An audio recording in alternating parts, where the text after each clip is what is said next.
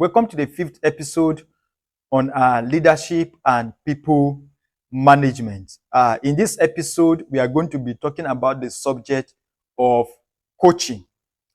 Coaching is the difference between correcting people and developing people. It is not enough to criticize people. The lasting solution to inefficiency is coaching people to become better version of themselves, to build their capacity, to upgrade their competence. That is why coaching is the continuous process of helping employees improve their knowledge, skill, competence, and performance. Supervision is making sure people get things done correctly, while coaching ensures that people become better at what they do. You see that the objectives are not the same. And because the objective is not the same, they can't be the same thing.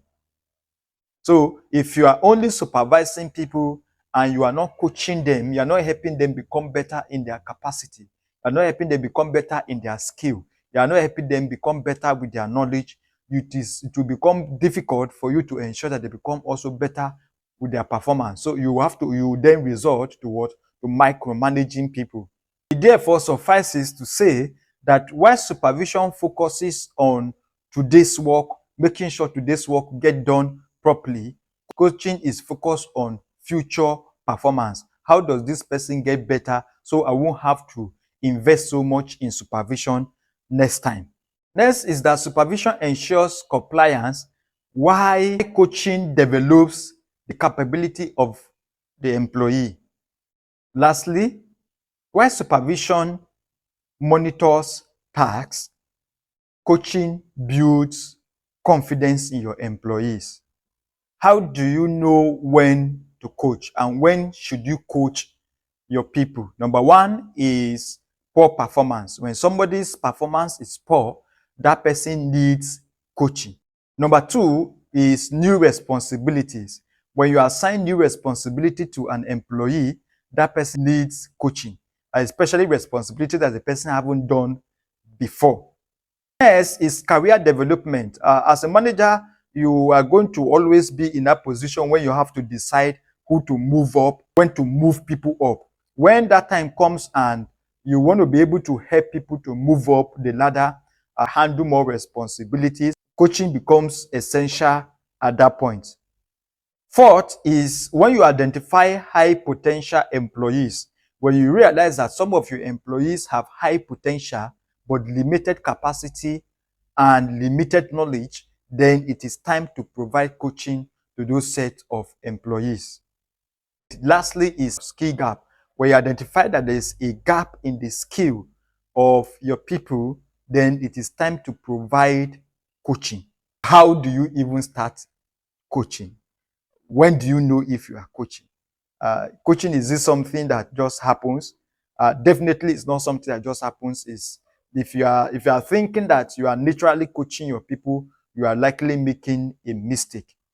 Coaching begins with identifying the performance gap. Once you identify a performance gap, then you discuss the gap with the person involved. These are deliberate steps that you need to take, which is the reason why coaching is not something that happens naturally.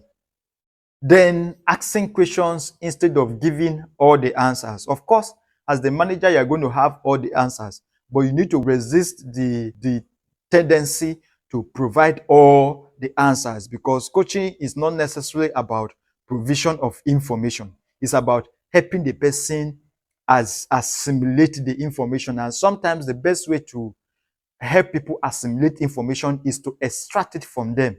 Then also is agreeing on improvement actions. What actions should be taken by you and by the employee to improve?